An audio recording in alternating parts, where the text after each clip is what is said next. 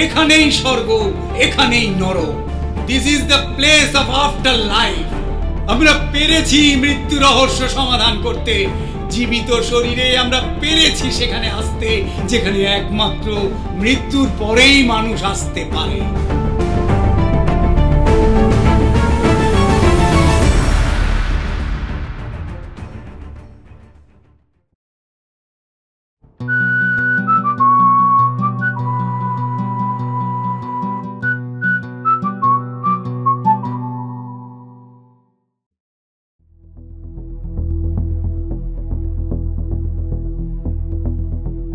আগের পর্বে শুনেছেন ডক্টর মৃদুল লাহিড়ীর গবেষণা এবং রহস্য উদ্ঘাটন করতে নিজের টিম বানানো। কারা কারা যোগ দেবেন ডক্টর লাহিড়ীর টিমে? আদৌ কি রহস্য উদ্ঘাটন হবে, নাকি বেঘরে প্রাণ যাবে? কি হয় চলুন শুনে নেওয়া যাক। কৌশিক গুপ্তের লেখা আলোক বৃত্ত রহস্যের দ্বিতীয় পর্ব।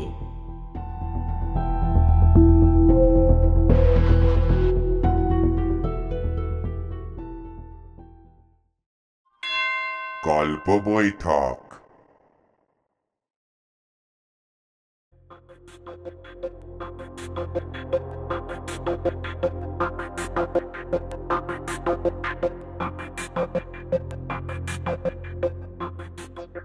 উনি ফিজিক্সের লোক হয়ে কিভাবে এতটা ইন্টারেস্ট পাচ্ছেন? উনি কি সব যেন সাসপেক্ট করছেন বললেন, আবার যুগান্তকারী আবিষ্কারের কথাও কিছু একটা যেন বললেন। কি যে ব্যাপার, কিছুই তো বুঝতে পারছি না। এইসবই ভাবছি এমন সময় মৃদুলবাবু বললেন, ওকে, আজকে তাহলে মিটিং ওভার, রাতও অনেক হলো। তাহলে তোমরা আমার আর সঞ্জীব বাবুর দিকে তাকিয়ে তোমাদের ডিসিশনটা জানিও আমাকে। সেই মতো আমাকে তৈরি হতে হবে। এই বলে উনি উঠে দাঁড়ালেন, আমরাও উঠে দাঁড়ালাম। উনি সবার সাথে হ্যান্ডশেক করলেন, আমাকে বললেন, তুমি আমার গাড়িতে করে চলে যাও। আমি বললাম, আবার কেন স্যার, আমি অটো করেই চলে যাচ্ছি। আজকে তুমি আমার অতিথি, তোমাকে নিয়ে আসা নিয়ে যাওয়া আমার দায়িত্ব। মনে মনে ভাবলাম, শুধু আমাকেই গাড়ি করে বাড়ি পৌঁছে দেওয়ার কথা বলছেন কেন? বাকিদের বললেন না কেন? পরে বুঝতে পারলাম ব্যাপারটা। বেরোনোর সময় দেখলাম সঞ্জীববাবু নিজের ছোট চাকা এনেছেন আর নির্ঝরবাবু বাইক এনেছেন। ওগুলো ঢোকার সময় বাড়ির বাইরে দাঁড়িয়ে থাকতে দেখেছিলাম। বেরোনোর সময় জানতে পারলাম সঞ্জীববাবুর বাড়ি রুবির দিকে আর নির্ঝরবাবুর বাড়ি এয়ারপোর্টের দিকে।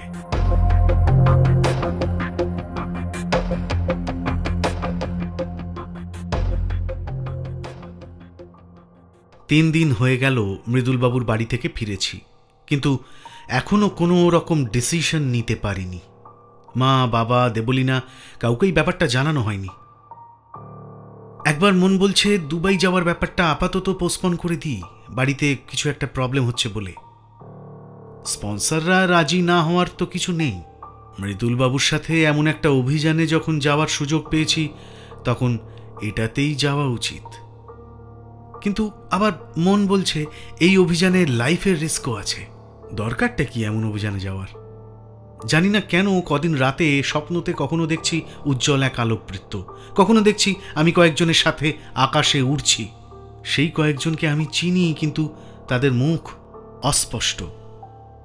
কখনো দেখছি অন্ধকার টানেলের মধ্যে দিয়ে ভেসে চলছি। এগুলো যে সব সেই দিনের আলোচনার ফল, সেটা বুঝতে পেরেছি, কিন্তু কংক্রিট কোনো ডিসিশনে আসতে পারছিলাম না। হঠাৎ একদিন একটা দুর্ঘটনা ঘটে গেল। বাবার একটা হার্ট অ্যাটাক হলো। বাবাকে ভর্তি করতে হলো হসপিটালে।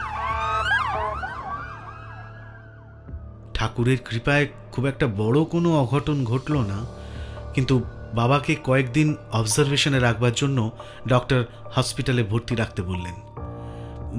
বাবা কিছুতেই থাকবে না সেখানে, সবাই মিলে বুঝিয়ে রাজি করানো হলো। একদিন বাবাকে হসপিটালে দেখতে গেছি। বাবা যে কেবিনে ভর্তি ছিল সেই কেবিনেই বাবার ঠিক পাশের বেডে একটা 26-27 বছরের ছেলে ভর্তি ছিল। হার্টেরই কোনো সিভিয়ার সমস্যায় ভর্তি হয়েছিল। সেদিন গিয়ে দেখি ছেলেটা মারা গেছে।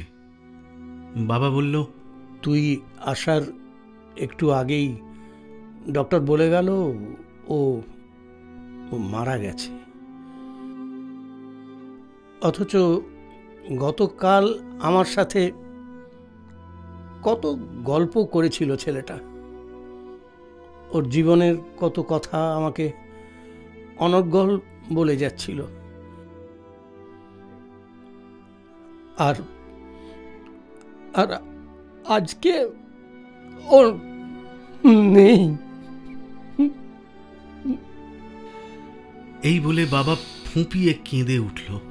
তারপর কাঁদতে কাঁদতেই বলল, এখানে একদম ভালো লাগছে না বাবা, তুই আমাকে বাড়ি নিয়ে চল।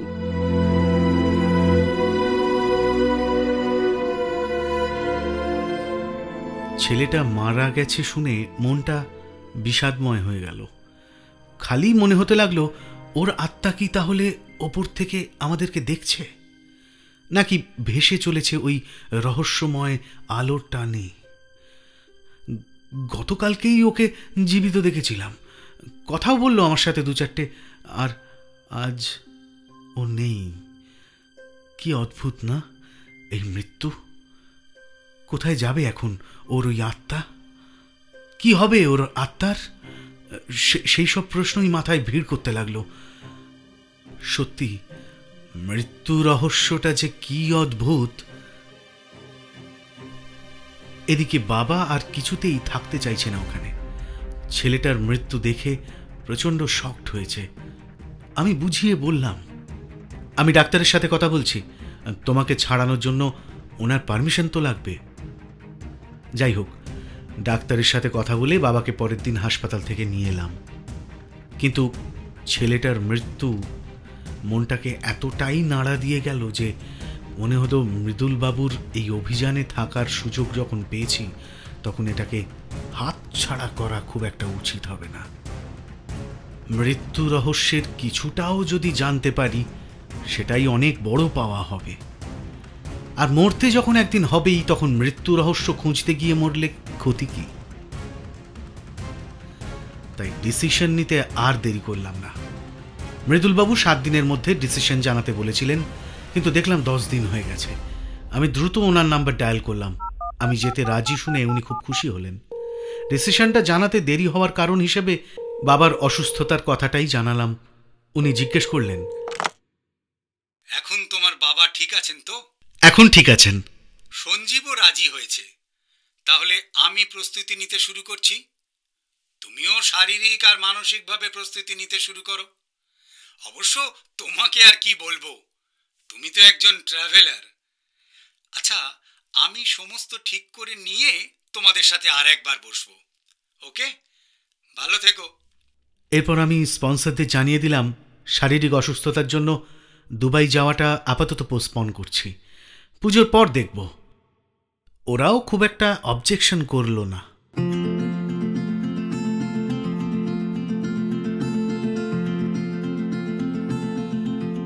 আজ মার্চের 21 তারিখ।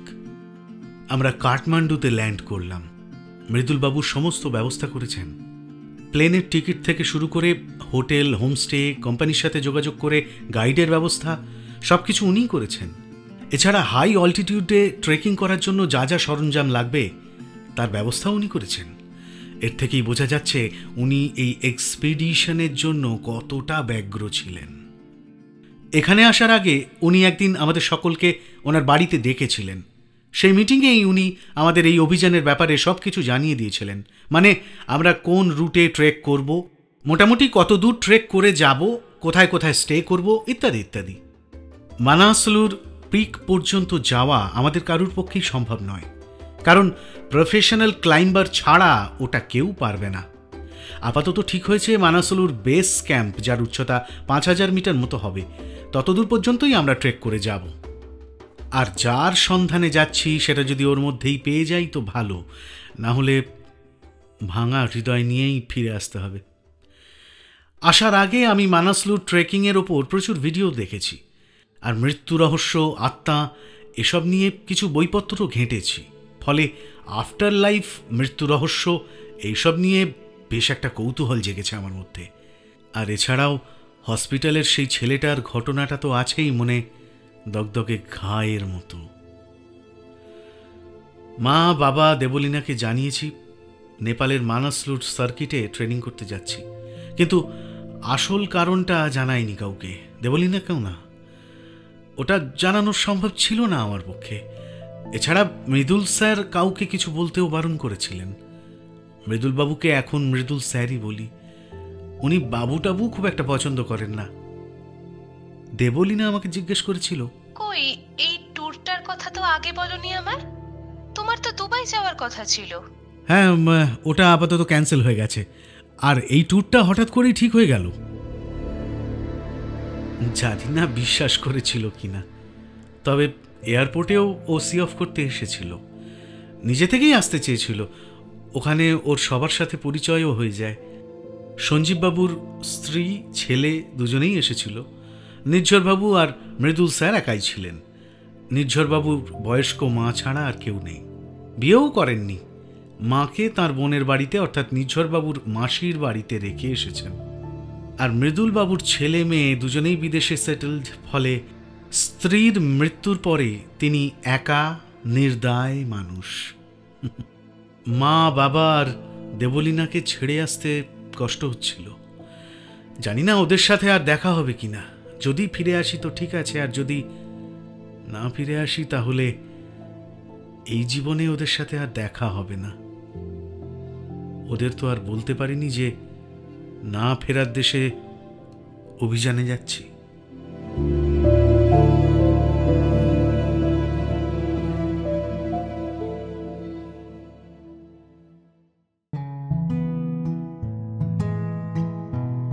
এয়ারপোর্টে নেমেই আমাদের এই ট্যুরের গাইডকে পেয়ে গেলাম। ওনার নাম সুনীল কুমার।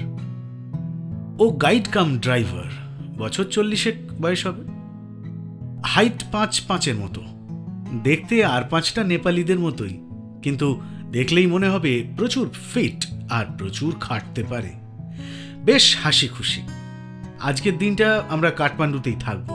ও একটা সুমো নিয়ে এসেছিল, টাটা সুমো, আমাদের হোটেলে পৌঁছে দেবে। রাস্তায় জানলাম প্রতি বছর বহু বিদেশি আসে এই মানাসলুট ট্রেকিংয়ে। এটা খুব ভালো একটা ট্রেকিং সার্কিট। ট্রেকিংয়ে অনেকগুলো রুট আছে এখানে। যেই রুটে যেতে পছন্দ করে সেই মতো নিয়ে যাওয়া হয়। আমরা যে রুটে যাব সেই রুটেই নাকি ওর গ্রাম পড়ে, মানে সুনীলের গ্রামটা। ওটাই নাকি মানাসলুর শেষ গ্রাম। গ্রামেই ওর জন্ম, বেড়ে ওঠা। ওর পরিবার, মা, ছেলে, মেয়ে সবাই ওর গ্রামেই থাকে। ছুটিতেও গ্রামে যায় মাঝে মধ্যে। আমি বললাম, ভালোই হলো, ফেরার সময় তোমার গ্রামের বাড়িটা একটু ঘুরে যাব। এই কথা শুনে ও খুব আনন্দ পেয়েছে। নেপালিরা মনের দিক থেকে খুব সৎ হয় শুনেছি। ও আমাদের কিশোর কুমারের 2-একটা গানও গেয়ে শোনালো, গলাটা খুব মিষ্টি। প্রথম দিনেই ও আমাদের সাথে দারুণ মিলেমিশে গেল। এরকম মিশুকে গাইড হলে ট্রাভেল করতে একটু সুবিধেও হয়।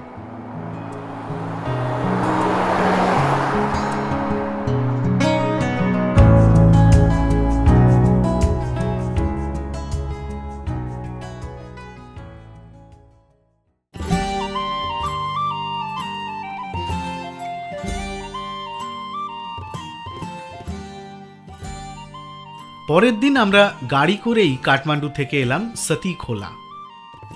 প্রায় আধ ঘন্টা লাগলো। হোটেল থেকে সকাল 8টায় বেরিয়েছিলাম। সতীখোলায় ঢুকলাম প্রায় 4টে। পাহাড়ি রাস্তায় প্রকৃতির সৌন্দর্য যা দেখলাম, তাতে বুঝলাম আমরা যার সন্ধানে এসেছি সেটা না পেলেও প্রকৃতি আমাদেরকে উজাড় করে অনেক কিছু দেবে। আমি আমার চ্যানেলের জন্য ছোট ছোট ভিডিও তুলতে লাগলাম। পরে ভয়েস ওভার দিয়ে নেপালের সিরিজটা ইউটিউবে দেব। গাইড সুনীল যখন জানলো আমি একজন ইউটিউবার, তখন থেকেই আমাকে বেশ অন্য নজরে দেখতে লাগলো, যেন আমি একজন সেলিব্রিটি। আমার কয়েকটা ভিডিও দেখে ফেললো, চ্যানেল সাবস্ক্রাইব করে দিল। ওকে নিয়েও 2-4টে ভিডিও করলাম, তাতে ওর উৎসাহও অনেকটা বেড়ে গেল। আমাদের সাথে যে কত রকমের গল্প ও করতে লাগলো তার ইয়ত্তা নেই। আর এই ভিডিও করতে গিয়েই বেশ কিছুটা দেরি হয়ে গেল আমাদের সতীখোলা পৌঁছতে। মৃদুল স্যার একটু গম্ভীর থাকলেও সঞ্জীববাবু আর নির্ঝরবাবুকে দারুণ আনন্দিত মনে হলো। আজ সতীখোলায় একটা হোমস্টেতে থাকব। কালকে এখান থেকে গাড়িতে করে যাব মাচাখোলা বলে একটা জায়গায়। ওখানে রাত কাটিয়ে পরের দিন থেকে আমাদের ট্রেক শুরু হবে।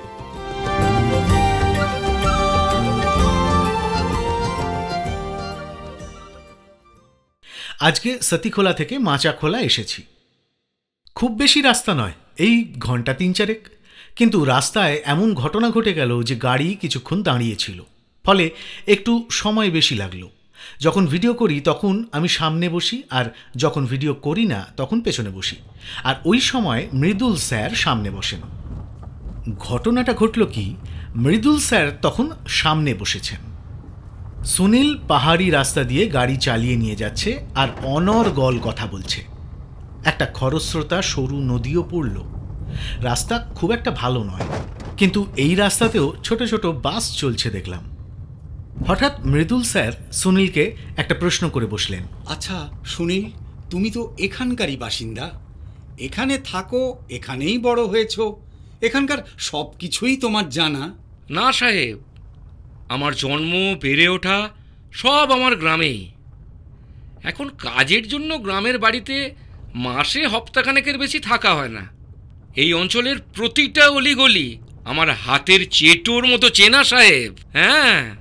আচ্ছা সুনীল, তুমি বা তোমার চেনা জানা কেউ কখনো কোনো সময় এইসব অঞ্চলে একটা অদ্ভুত উজ্জ্বল আলোকবৃত্ত দেখেছ? বা এরকম কোনো আলোকবৃত্তের কথা শুনেছ যেখান থেকে সূর্যের 7 রঙা আলোক দ্যুতি বেরোয় আর সব কিছুকে তীব্রভাবে আকর্ষণ করে? আর সেটা শুনেই সুনীল কেন জানি না প্রচণ্ড জোরে ব্রেক কষে গাড়ি থামিয়ে দিয়ে ও একটা অদ্ভুত কৌতূহলী ভয়ার্ত দৃষ্টিতে মৃদুল স্যারের দিকে তাকালো। এমন প্রশ্ন যে কোনো ট্যুরিস্ট ওকে করতে পারে, এটাই যেন ও বিশ্বাস করতে পারছে না। তবে ওর দৃষ্টি থেকেই স্পষ্ট যে ও কিছু তো জানে। মৃদুল স্যারও ব্যাপারটা বুঝতে পেরেছেন। উনিও মরিয়া হয়ে উঠেছেন যদি কিছু তথ্য পাওয়া যায় ওর থেকে। উনি উৎসুকভাবে সুনীলের দিকে তাকিয়ে আবার প্রশ্নটা করলেন। মৃদুল স্যারকে সুনীল জিজ্ঞেস করল, আপনি ওই আলোর সম্পর্কে কিভাবে জানলেন সাহেব? মৃদুল স্যার নিজের পরিচয় দিলেন। উনি কি নিয়ে গবেষণা করছেন সেটাও জানালেন। আলোর ব্যাপারটা উনি কিভাবে জেনেছেন সেটাও সবিস্তারে বললেন। শেষে বললেন, আমরা ওই আলোর খোঁজেই এখানে এসেছি। পাহাড়ি সরু রাস্তায় প্রায় মাঝ বরাবর একটু বেঁকে আমাদের গাড়িটা দাঁড়িয়েছিল। পিছন থেকে একটা গাড়ি জোর হর্ন মারছে।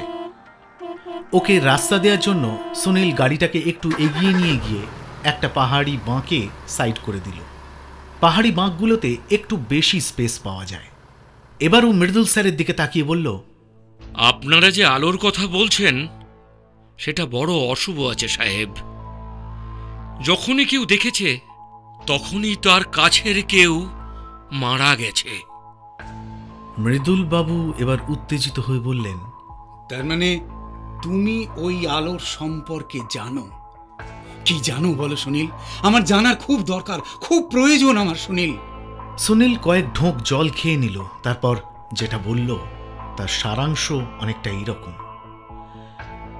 সে নিজেই একবার ওই আলো দেখেছে, আর তখন তার বাবার মৃত্যু ঘটেছে। আর একবার তার ছেলে আর ছেলের প্রিয় কুকুর সেই আলো দেখেছে। সেই কুকুরের বাচ্চারা মারা গেছে। এছাড়াও সে খোঁজ নিয়েছে আরও কয়েকজন যারা ওই আলোকবৃত্ত দেখেছে, তাদের আপনজন কেউ না কেউ মারা গেছেই। ওই আলো কখন দেখা যাবে কেউ বলতে পারে না। আজ থেকে 70-80 বছর আগেও ওই আলোর কথা তাদের গ্রামের কেউ জানতো না। তবে তারও আগে নাকি কেউ কেউ সেই আলো দেখেছিল এই অঞ্চলের কোথাও কোথাও। ওই আলো নিয়ে এই অঞ্চলে কেউ তেমন আলোচনা করতেও চায় না। সবাই খুব ভয় পায় ওই আলোকে। সুনীল খোঁজ করে এটা জেনেছে ভোর রাতে কিংবা বিকেল আর সন্ধ্যের সন্ধিক্ষণেই ওই আলো নাকি কোথাও কোথাও দেখা গেছে। মৃদুল স্যার জিজ্ঞেস করলেন, আচ্ছা সুনীল, তুমি যে বললে তোমার ছেলে আর তার প্রিয় কুকুর ওই আলোকবৃত্ত একবার দেখেছিল, সেই জায়গাটা কোথায় ছিল?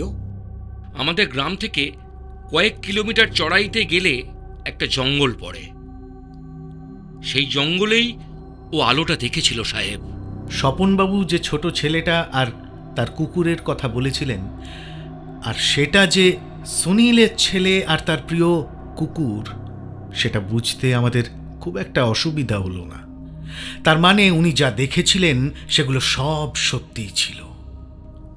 সুনীলের কথা শুনে আমরা ওর মুখে চাওয়াচাওয়ি করতে লাগলাম। আমাদের গায়ে রীতিমতো কাঁটা দিয়ে উঠল। মৃদুল স্যার মরিয়া হয়ে উঠেছেন। সুনীলকে জিজ্ঞেস করলেন, কোন অঞ্চলে ওই আলোর দেখা পাওয়া যেতে পারে বলতে পারবে সুনীল? সুনীল মাথা নেড়ে বলল, আমি খোঁজ নিয়ে যতটুকু জেনেছি সাহেব, ওই আলো কোথায় দেখা যাবে আগে থেকে বলা সম্ভব নয়। আমি যতজনকে জানি তারা সবাই ওই মানাসুলু শৃঙ্গের আশেপাশেই ওটাকে দেখেছে সাহেব। মৃদুলবাবু একটু দমে গেলেন মনে হয়, কারণ আমরা বড় জোর বেস ক্যাম্প পর্যন্ত যাব, এর বেশি ওঠা আমাদের পক্ষে তো সম্ভব নয়। তখন নির্ঝরবাবু বললেন, আমরা যে পর্যন্ত যাব তার মধ্যে চান্স আছে কোনো?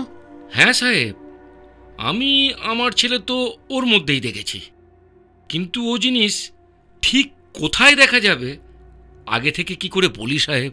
সঞ্জীববাবু এবার জিজ্ঞেস করলেন, আচ্ছা সুনীল, তোমাদের কারোর কখনো জানতে ইচ্ছে হয়নি যে ওটা কিসের আলো, কোথা থেকে আসে, কেন আসে, আবার আবার কোথায় মিলিয়ে যায়? মানে মানে আলোর রহস্যটা কি? ওই আলোকে আমাদের এখানের লোকজন খুব ডরায় সাহেব। ওটা নিয়ে কেউ কোনো কথা বলতে চায় না। এমনকি মনাস্ট্রির সাধুরাও ওই আলোকে ভয় পায়। ওই নিয়ে কোনো আলোচনা করতে চায় না। তাই ওই আলো নিয়ে আমরাও কোনো উৎসাহ দেখাই না। ওটা যাতে না দেখতে হয়, ভগবানের কাছে এই প্রার্থনাই করি সব সময়। আমি বললাম, এই যে তুমি যে বললে 70-80 বছর আগে ওই আলো দেখা যেত না, আবার তার অনেক আগে নাকি এই আলো দেখা যেত, এই ব্যাপারটা ঠিক বুঝতে পারছি না। সাহেব, আমি এগুলো আমাদের গ্রাম আর আশপাশের গ্রামের লোকদের জিজ্ঞেস করে জেনেছি। আসলে ওই আলো কেউ দেখলে সেই নিয়ে কারোর সাথে ভয়ে বেশি আলোচনা করতো না। তাই কেউ ওটার বিষয়ে বিশেষ কিছু জানে না।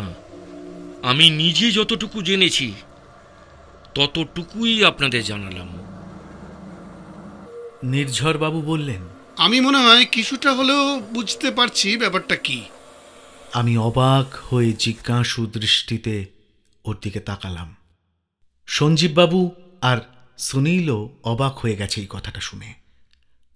তখন নির্ঝরবাবু বললেন, ওই আলো বেশ কিছু বছর পর পর এই অঞ্চলে দেখা দেয়, আর যখন দেখা যায় তখন কিছুদিন যাবৎ এই অঞ্চলের বিভিন্ন জায়গায় দেখা যায়। কেউ দেখতে পায়, কেউ পায় না। কি করে এটা বুঝলেন? সব বলবো সবিস্তারে। মৃদুল স্যার এবারে নির্ঝরবাবুকে জিজ্ঞেস করলেন, এখানে আর দেখার আশা আছে নির্ঝর? সেটা বলা আমার পক্ষে সম্ভব নয় স্যার। ওদের কথা কিছুই বোধগম্য হল না। সুনীলেরও কিছু বোধগম্য হয়নি নিশ্চয়ই। যাই হোক, মৃদুল স্যার বললেন, ওকে খুঁজতে যখন এসেছি তখন খোঁজ আমরা করব, দেখি ভাগ্য সাথ দেয় কিনা। এরপর উনি সুনীলকে গাড়ি স্টার্ট দিতে বললেন। অনেকটাই লেট হয়ে গেছিল আমাদের।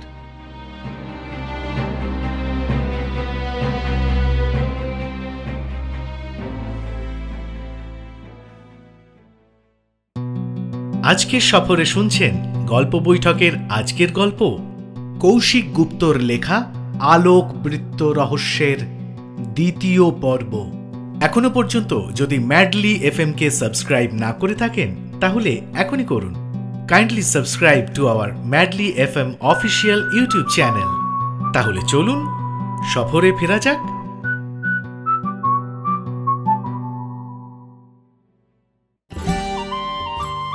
আজ আমাদের 13তম দিন ট্রেকিংয়ের। আজ আমরা ট্রেকিং করে লার্ক অফ ফেডি বলে একটা জায়গায় চলেছি। এই কদিন যে কি প্রাকৃতিক শোভা উপভোগ করছি তা বলে বোঝানো সম্ভব নয়। পাহাড়ি নদী, ঝর্ণা, বাকরুদ্ধ করে দেওয়া সূর্যোদয়, বরফ, গ্লেসিয়ার, মন্দির, মনাস্ট্রি, কি দেখিনি এই কদিনে। এমন ট্রেক আমি কোনোদিনও করিনি। বুঝলাম এই কারণেই প্রতি বছর বিদেশ থেকে টুরিস্টরা এখানে ছুটে আসে। প্রকৃতি এখানে এক কথায় অনবদ্য। নির্ঝর আর সঞ্জীব বাবুও কোনোদিন এমন ট্রেক করেননি বললেন। আমাদের সাথে সুনীল ছাড়া আরও একটা ছেলে আর দুটো খচ্চর আছে। ওই খচ্চরের পিঠে আমাদের ভারী ব্যাগগুলো রয়েছে, আর আমাদের পিঠে একটা করে রুকস্যাক। সবার হাতেই একটা করে লাঠি আছে। সেই দিনকার ঘটনার পর থেকে সুনীল কথা বলা একটু কমিয়ে দিয়েছে। আগেকার মতো প্রাণ খোলা ভাবটা নেই যেন। ওই আলোটা নিয়ে ওর মধ্যে খুব ভয় আছে সেটা বুঝলাম। আর আমরা যেহেতু ওই আলোর সন্ধানে বেরিয়েছি, তাই ও ভীত সন্ত্রস্ত হয়ে আছে। কিন্তু যে আলোর সন্ধানে এসেছি তার যে দেখা এখনো পাইনি সেটা বলাই বাহুল্য। আর পাবো কিনা সেটারও কোনো গ্যারান্টি নেই। যাই হোক, আমাদের খোঁজ তো চালিয়ে যেতেই হবে। আমরা আজকে 8টার দিকে স্যামড বলে একটা জায়গায় যাচ্ছি। 7-8 ঘন্টা ট্রেক লার্কো ফেডি যাব। ওখানে বীরেন্দ্র লেকের ধারে আজকে রাতটা ক্যাম্প করে থাকব। এই প্রথম আমরা ক্যাম্পে থাকব, তাই একটু এক্সাইটেড লাগছে তো বটেই। এই কদিনে হোমস্টেতেই থেকেছি। নির্ঝরবাবুর সাথে আমার খুব বন্ধুত্ব হয়ে গেছে। ও আমাকে বলেছে ওকে নির্ঝর বাবু না বলে যেন নির্ঝর দা বলি। বাবু শুনতে ওর খুব একটা ভালো লাগে না।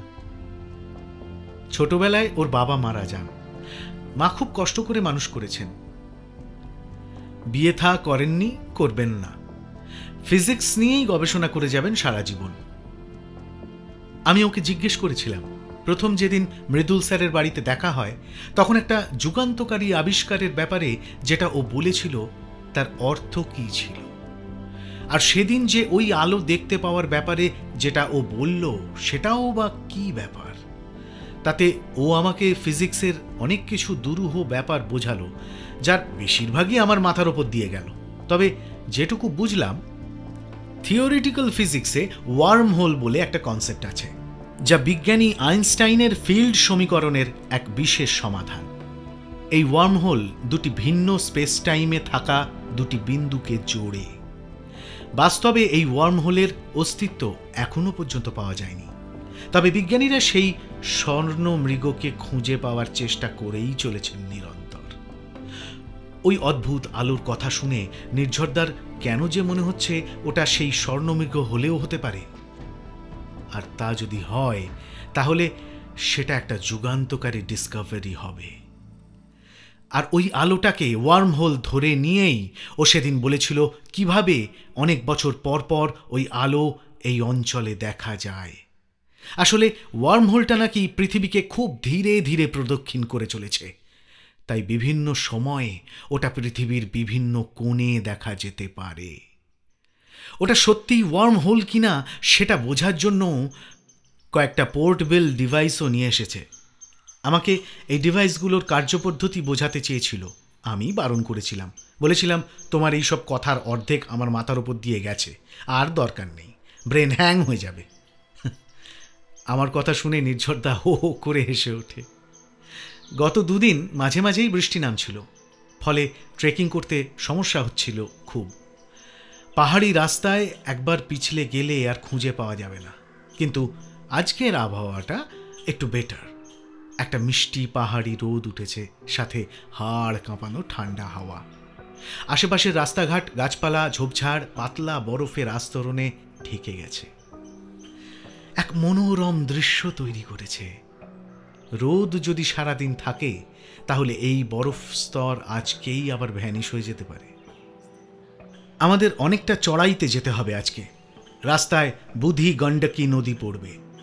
এই নদীর পাড়েই সুনীল ওই আলো দেখেছিল জঙ্গলে অনেক বছর আগে। মৃদুল স্যারকে দেখে চিন্তিত লাগছে। যে উদ্দেশ্যে এখানে আসা, সেই উদ্দেশ্যই তো এখনো পর্যন্ত সফল হলো না। আর 3 দিন আছে ট্রেকিং শেষ হতে, তারপর ফেরার পালা। আজকে অনেকটা চড়াইতে যেতে হবে বলে ধীরে ধীরে চলছি। একটু আগেই বুধি গণ্ডকী নদী ক্রস করলাম। মারাত্মক স্রোত, খুব সাবধানে পাথরের ওপরে পা রেখে আস্তে আস্তে পার হলাম। পাথরগুলো শ্যাওলা জমে পেছল হয়ে গেছে। সুনীল সেই জঙ্গলটা দেখালো যেখানে সে দেখেছিল সেই আলো। ওর চোখে ভয় আর যন্ত্রণার ঝিলিক দেখলাম একসাথে। মৃদুল স্যার একটু বিষণ্ণ চিত্তে তাকালেন সেই দিকে। ওনার চোখে আকুতি। একটু স্বগতোক্তির স্বরেই বললেন, আরেকবার কি ওখানে দেখা যাবে না? গত কয়েকদিন ধরেই আমি খেয়াল করেছি উনি ভোর 3টে সাড়ে 3টের মধ্যে উঠে যেতেন। ওই ঠান্ডায় হোমস্টের ব্যালকনিতে দাঁড়িয়ে তাকিয়ে থাকতেন যদি আলোর দেখা পান। সন্ধ্যের দিকেও এমন করতেন। আলোকবৃত্তের দেখা পেতে উনি যে কতটা মরিয়া হয়ে উঠেছেন ওনার এহেন আচরণে তার প্রমাণ স্পষ্ট। কিন্তু কিছুই তো আমাদের হাতে নেই। মৃত্যু রহস্য জানা কি এত সহজ হবে? আমরা যত উপরে উঠছি তত কষ্ট বাড়ছে। বায়ুতে অক্সিজেন ফিকে হচ্ছে, আর তাই একটুতেই হাঁপিয়ে যাচ্ছি। সুনীল আর নতুন ছেলেটি ছাড়া সবারই একই অবস্থা, কিন্তু সঞ্জীববাবুর অবস্থাটা একটু বেশি খারাপ মনে হলো। উনি 2বার বমি করে বসে পড়লেন রাস্তার ধারে। চলার ক্ষমতা হারিয়েছেন।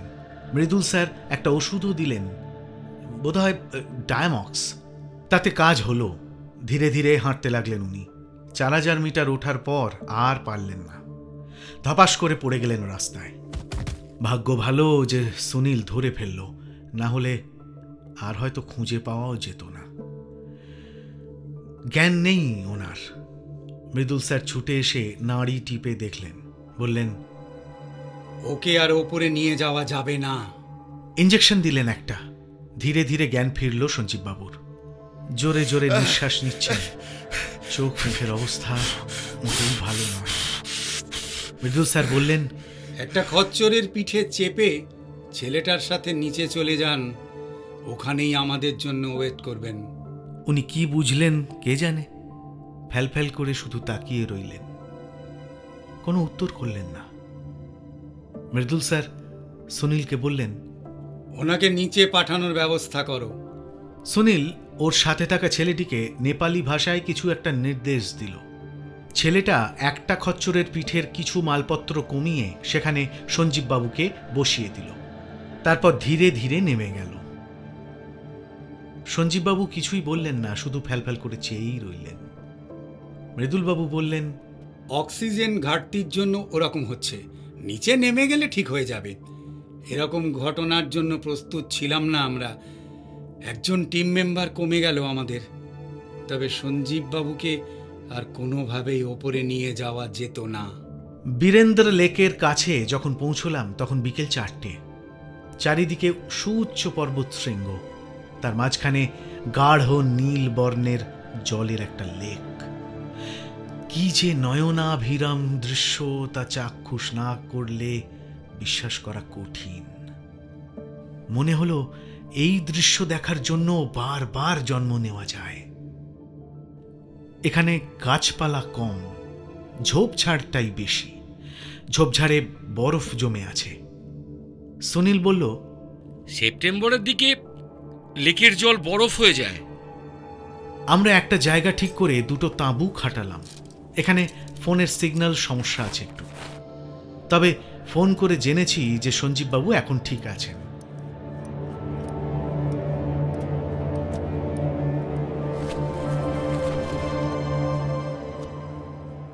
সন্ধেবেলায় আগুন জ্বালানো হলো। আগুনের চারদিকে আমরা 4 জন চায়ের কাপ হাতে নিয়ে বসলাম। আমি মৃদুল স্যারকে বললাম, আচ্ছা, যদি আলো আমরা অনেক দূর থেকে দেখতে পাই তাহলে কোনো লাভ নেই স্যার, কারণ যা শুনলাম ওই আলো 1-2 মিনিটই স্টে করে, আর যারা দেখেছে সবাই দূর থেকেই দেখেছে। আমি যেই আলোর কথা তুলেছি সুনীল দেখলাম একটু দূরে চলে গেল। মৃদুল স্যার বললেন, আলোর কথাটা যখন শুনেছিলাম তখন ভেবেছিলাম এতদিনের কষ্ট সফল হতে চলেছে, কিন্তু এখন দেখছি পুরোটাই ভাগ্যের ওপর নির্ভর করছে। হাতে কিছুই নেই। যাই হোক, আলোটা যদি দেখতে পাই ওটাই পাওনা হবে। ওটা যদি দেখতে পাও ওর ভিডিও অবশ্যই করো। তারপর স্বগতোক্তির স্বরে বললেন, এতদিন পরে যাও একটা লিড পেলাম, তাও। একটা দীর্ঘশ্বাস ফেললেন। নির্ঝরদা বলল, স্যার, আশা ছাড়বেন না। আপনি এতদিন ধরে চেষ্টা করছেন, আপনার চেষ্টা ব্যর্থ যাবে না। আমার মন বলছে আলোর সন্ধান আমরা পাবো। যাই হোক, সুনীলকে আবার ডাকলাম। বললাম, এই সুনীল, আর আলোর গল্প হচ্ছে না, তুমি এবার আসতে পারো এখানে। ওখানে ঠান্ডা লাগছে তো, আশ্চর্য, এখানে এসো। সুনীল এসে বসল আর বলল, না সাহেব, ওই আলো আমার বাবাকে মেরেছে। ওকে আমি খুব ডরাই। তোমার বাবার মৃত্যু আর ওই আলো দেখা, এই দুটোর মধ্যে তো কোনো সম্পর্ক নাও থাকতে পারে। তাহলে অন্যদের ক্ষেত্রে কেন এমন হলো সাহেব? আমার তেজুর কুকুরগুলো কেন মরল? না, আমি এর উত্তরে আর কিছু বলতে পারলাম না। নেহাত কথা ঘোরাতেই বললাম, তাহলে ফেরার সময় তোমার বাড়ি নিয়ে যাবে তো? তোমার তেজুর সাথে একবার দেখা করার ইচ্ছে আছে কিন্তু। ও খুব আনন্দ পেয়ে বলল, হ্যাঁ, নিশ্চয়ই নিয়ে যাব সাহেব। এরপর আমরা বিভিন্ন বিষয় নিয়ে আলোচনা করতে লাগলাম।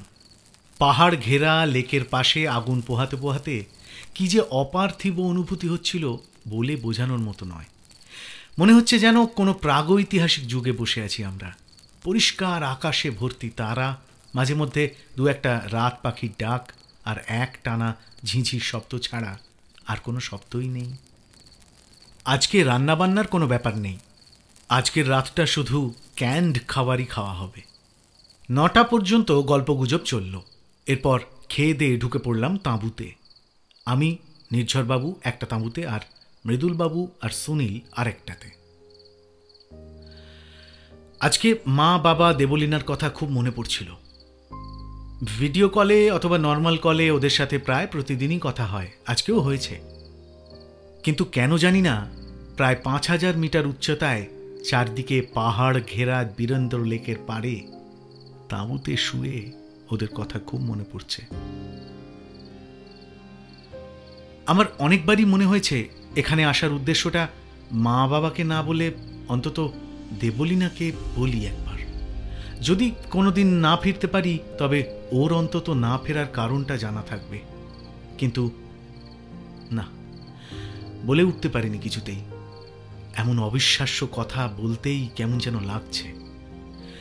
তার উপর মৃদুল স্যারের বারণটাও মনের মধ্যে ছিল। কিন্তু আজকে এখন শুয়ে শুয়ে মনে হলো বলতে না পারি অন্তত হোয়াটসঅ্যাপে এখানে আসার কারণটা একবার জানিয়ে দিই ওকে। একটা মেসেজ করি। একটা দীর্ঘ মেসেজ লিখলাম।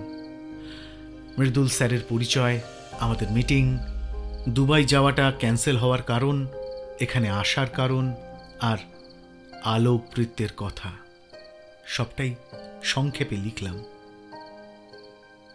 শেষে লিখলাম, যদি না ফিরি তবে আমার জন্য ওয়েট করো না। মা বাবাকে আমার আর না ফিরে আসার কারণটা শুধু জানিও।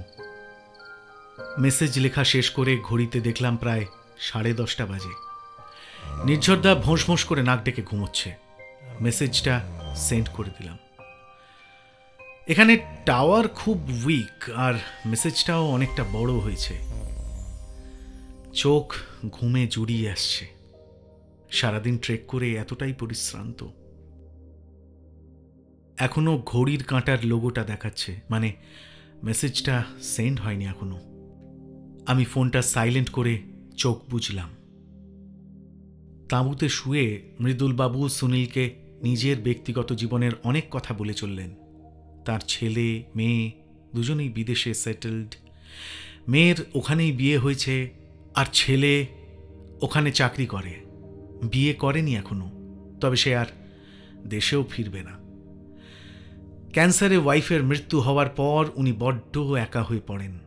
ছেলে মেয়ে ওনাকে নিজেদের কাছে নিয়ে গিয়ে রাখতে চায়, কিন্তু উনি কারোর গলগ্রহ হতে চাননি। একটা সময় পর ছেলেমেয়েরাও পর হয়ে যায়। অবশ্য সেটাই স্বাভাবিক। ওদের নিজেদেরও চাওয়া পাওয়া আছে, সংসার আছে, নিজেদের আলাদা জগৎ আছে। সেখানে অবাঞ্ছিতর মতো প্রবেশ করতে উনি চাননি। তার কাছে এখনো গবেষণাটাই সব, মৃত্যু রহস্য সন্ধান। মৃত্যু পরবর্তী জীবনের খোঁজই হল এখন তার জীবনের এক এবং একমাত্র লক্ষ্য। বলতে গেলে এই গবেষণাই ওনাকে বেঁচে থাকার চালিকা শক্তি যোগাচ্ছে। আসলে বেঁচে থাকার জন্য প্রত্যেক মানুষের জীবনেই একটা উদ্দেশ্য থাকা তো প্রয়োজন। উদ্দেশ্যহীন জীবনের কোনো মূল্যই নেই। স্ত্রীর মৃত্যুর পর তিনি যখন একা হয়ে যান, ছেলেমেয়েরা তখন সব বিদেশে। তখন জীবনটা বড় উদ্দেশ্যহীন মনে হয়েছিল তাঁর। বেঁচে থাকার ইচ্ছেটাও চলে গিয়েছিল। তখন গবেষণার সাথে সম্পর্কটাও অনেক কমে গিয়েছিল। খুব মানসিক অস্থিরতার মধ্যে দিয়ে কেটেছিল বেশ কিছুদিন। ডাক্তারের কাছে নিয়মিত যেতে হতো কাউন্সেলিং করাতে।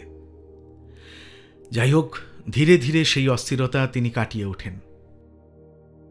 গবেষণার সাথে সম্পর্ক বৃদ্ধি স্ত্রী বিয়োগের ব্যথার উপর হালকা প্রলেপের মতো কাজ করে। এরপর উনি তাঁর স্ত্রীর কথাও বলেন। মায়ের মৃত্যুর পর তাঁর স্ত্রী তাকে যেভাবে সামলে রেখেছিলেন, তার মতো একজন আত্মভোলা অসংসারী মানুষকে যেভাবে সব সময় দেখভাল করতেন, এইসব বলতে থাকেন কিছুটা জড়ানো গলায়। ধীরে ধীরে তার কথা আর কিছুই বোঝা যায় না।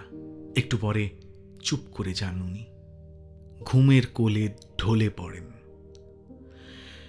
একই বয়স হয়েছে, তার উপর সারাদিনের ট্রেকিংয়ের ধকল। বেশিক্ষণ জেগে থাকবেন কি করে?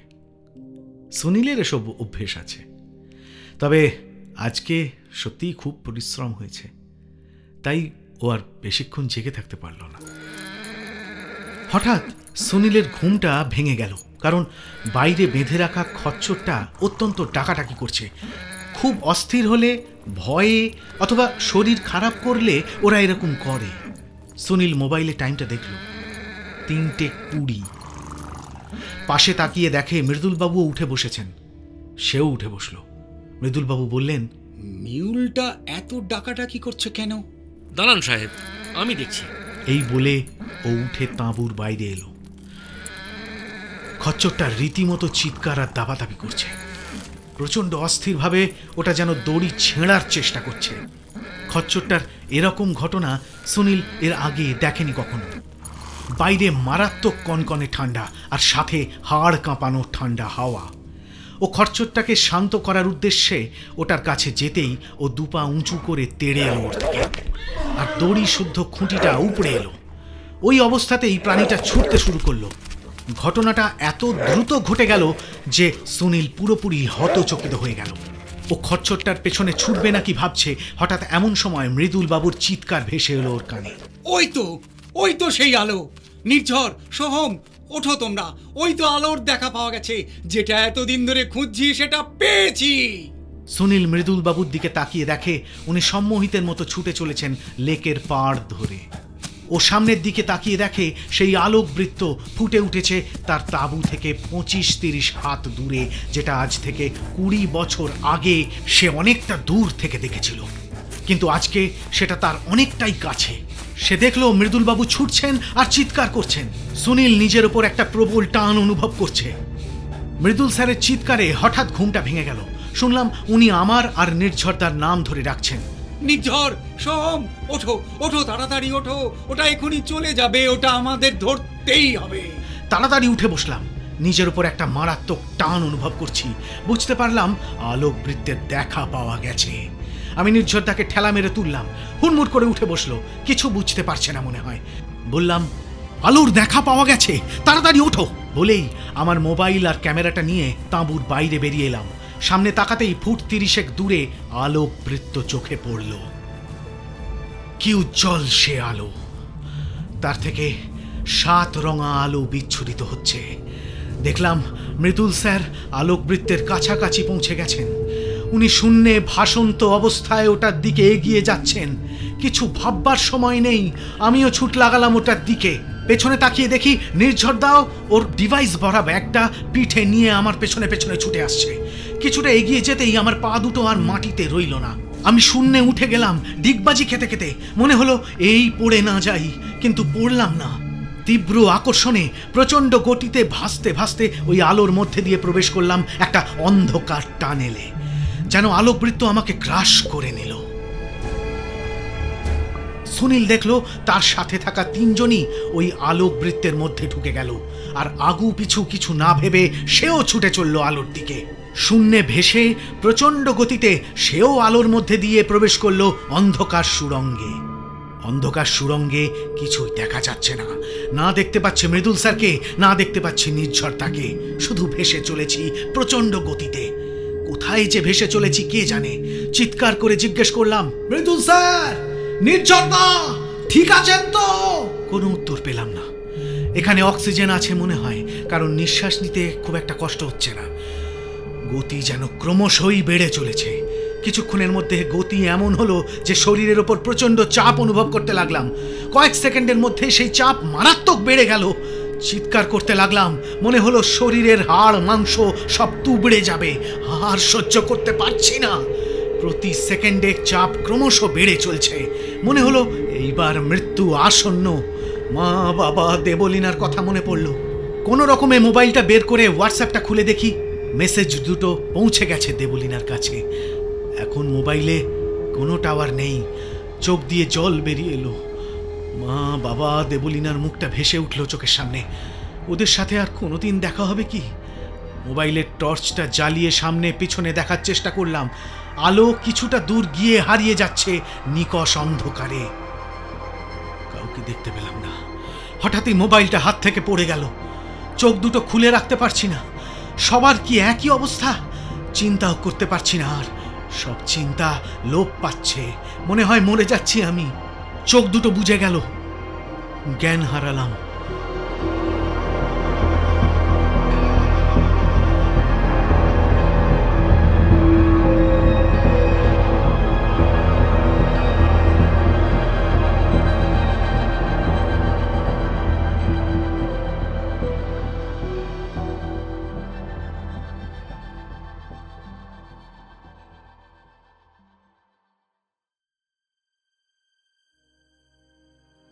জানি না কতক্ষণ এরকম ছিলাম। জ্ঞানটা ফিরে এলো মনে হয়। তাহলে মরিনি এখনো। এখন চাপ অনেকটাই কম লাগছে। চিৎকার করে বাকিদের খবর জিজ্ঞেস করলাম। কোনো উত্তর নেই। আরও কিছুক্ষণ ভেসে চললাম, কিন্তু শরীরের ওপর চাপ অনেক কম অনুভূত হচ্ছে আগের থেকে। একটু পরে নিকষ অন্ধকার টানেলের পুরো অন্ধকারটা যেন হালকা হয়ে এলো। দূরে যেন মৃদুল স্যারকে অনুভব করতে পারলাম। পেছনে নির্ঝরতাকেও যেন অনুভব করতে পারছি। আরও কিছুক্ষণ পর অন্ধকার অনেকটা হালকা হয়ে এলো। আগে যেটা নিকষ কালো অন্ধকার ছিল সেটা এখন ধূসর অন্ধকার। মানে একটু একটু করে অন্ধকার কেটে আলো আলো ভাব জেগে উঠছে মনে হচ্ছে। কিছুক্ষণ পরে দূরে বিন্দুর মতো একটা আলো দেখতে পেলাম। সেটা আস্তে আস্তে বড় হতে লাগলো। মনে হচ্ছে যেন ওই সুড়ঙ্গর শেষের আলো। আবার চিৎকার করলাম বাকিরা ঠিক আছে কিনা জানতে, কিন্তু কারো কোনো সাড়া পেলাম না। বুঝলাম এখানে কেউ কারোর শব্দ শুনতে পায় না। টানেল থেকে বেরোবার আশায় অধীর আগ্রহে ভেসে চললাম। একবার মনে হলো এই যে ভেসে চলেছি এটা আমি না আমার আত্মা। প্রথমে মৃদুল স্যার, তারপর আমি, তার একটু পর নির্ঝরতা। টানেল থেকে ছিটকে গড়িয়ে পড়লাম মখমলের মতো ঘাসের জমির ওপর। তবে ঘাসের বর্ণ বাদামি। তাকিয়ে দেখলাম যেরকম আলোকবৃত্তের মধ্যে দিয়ে ঢুকেছিলাম সেই রকমই একটা আলোকবৃত্তের মধ্যে দিয়ে বেরিয়ে এলাম। একটু পরে দেখলাম সুনীলও ছিটকে বেরিয়ে এলো আলোকবৃত্তের ভেতর থেকে। আমরা সবাই আস্তে আস্তে উঠে দাঁড়ালাম। আলোকবৃত্ত অদৃশ্য হয়ে গেল ধীরে ধীরে। আমি সুনীলের দিকে তাকিয়ে বললাম, তুমিও এসেছো? হ্যাঁ, আপনাদের ছুটতে দেখে আমার কি হয়ে গেল জানি না, লাগালাম ছুট আপনাদের পেছনে। এ কোন জগতে এসে পড়লাম? চারিদিকে উঁচু উঁচু গাছ। এই ধরনের গাছ আমি অন্তত কোনোদিন দেখিনি। আর এত উঁচু গাছ তো কখনোই নয়। গাছের রঙও বিভিন্ন রঙের। সবুজ তো নয়, বরং এমন সব রং যেগুলো আগে কখনো দেখেছি বলে মনে হচ্ছে না। আকাশের রংটা পুরোপুরি গোলাপি। একটা অদ্ভুত নরম আলো চারদিকে ছড়িয়ে আছে। বড় মায়াবী সেই আলো। খুব মিষ্টি একটা গন্ধ চারিদিকে। যে গাছে ফুল ধরেছে সেগুলো থেকেই ছড়াচ্ছে মনে হয়। এটা কি রূপকথার জগৎ নাকি স্বর্গ, সেটাই বুঝতে পারলাম না। আমি মৃদুল স্যারের দিকে তাকিয়ে জিজ্ঞেস করলাম, স্যার, আমরা কি জীবিত আছি? এ কোন জগতে এসে পড়লাম? উনি মুগ্ধ হয়ে চারদিক দেখছেন আর মৃদু মৃদু হাসছেন। এ হাসি অদ্ভুত এক সাফল্যের। উনি সম্মতিসূচক মাথা নাড়লেন। আমি নির্ঝরতার দিকে তাকালাম। ওর মুখেও মৃদু মৃদু হাসি। দেখলাম ওর পিঠে কোনো ব্যাগ নেই। আমি বললাম, তোমার পিঠের ব্যাগটা কোথায়? নির্ঝরতা হাসতে হাসতেই বলল, আমরা একটা সময় প্রায় লাইটের বেগে ট্রাভেল করেছি। ওই বেগে কি আর ব্যাগ পিঠে থাকে? ওসব কোথায় চলে গেছে? আর তোমার ডিভাইসগুলো? ওগুলো ওই টানেলের মধ্যেই হারিয়ে গেছে। তাহলে তোমার এক্সপেরিমেন্ট তো করা হলো না? এক্সপেরিমেন্ট আমি করে নিয়েছি। যে সুড়ঙ্গের মধ্যে দিয়ে আমরা ট্রাভেল করে এলাম সেটা ওয়ার্ম হোল। কিন্তু আমার কাছে প্রুভ করার কোনো উপায় রইল না। ডিটেক্টর থেকে মেমোরি চিপটা কালেক্ট করার আগেই ওটা পড়ে গেল। যাই হোক, ওয়ার্ম হোল যে এক্সিস্ট করে সেটা তো দেখলাম, তার মধ্যে দিয়ে ট্রাভেলও করলাম। এর থেকে বড় পাওনা আর কি হতে পারে? নির্ঝর, তুমি 100% শিওর যে ওটা ওয়ার্ম হোল? 100% sure sir. তাহলে নিশ্চয়ই এটা তো কোনো গ্রহ জাতীয় কিছু। গ্রহই তো মনে হচ্ছে স্যার, তবে আমাদের গ্যালাক্সির না অন্য কোনো গ্যালাক্সির সেটা বুঝতে পারছি না। এখানেই স্বর্গ, এখানেই নরক। This is the place of after life. আমরা পেরেছি মৃত্যু রহস্য সমাধান করতে। জীবিত শরীরে আমরা পেরেছি সেখানে আসতে, যেখানে একমাত্র মৃত্যুর পরেই মানুষ আসতে পারে।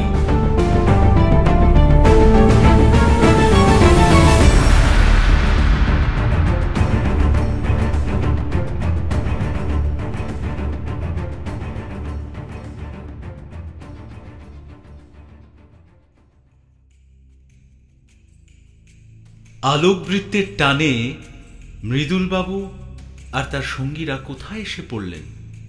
এখানেই কি সত্যি স্বর্গ, নাকি এটা নরক? জানতে গেলে শুনতে থাকুন ম্যাডলি FM। খুব শিগগির আসছে কৌশিক গুপ্তের লেখা আলোকবৃত্ত রহস্যের অন্তিম পর্ব। কেমন লাগলো কমেন্টে জানাতে ভুলবেন না।